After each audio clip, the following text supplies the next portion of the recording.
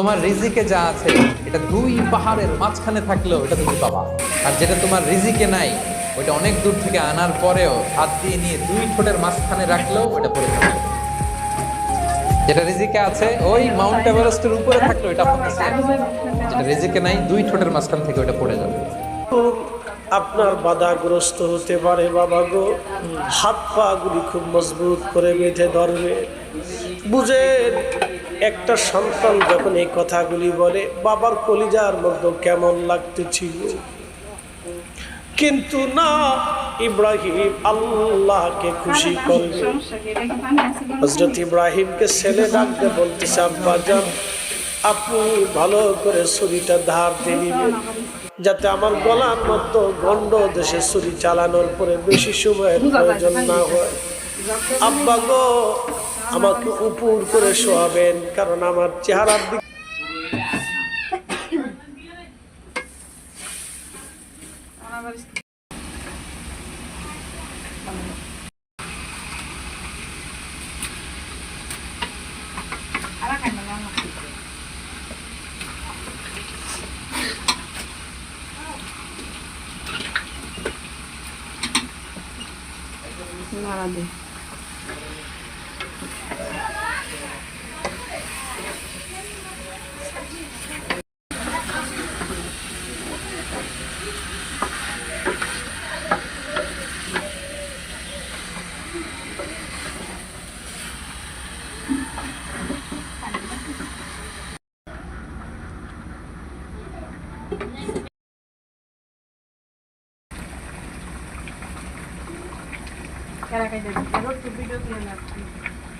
করব।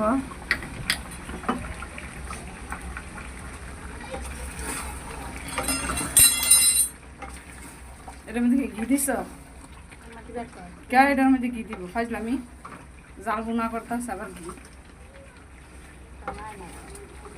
আমার মার আর কি বুঝুক আর না বুঝুক, বাবা একটা টিকে করতে হয়েছে না?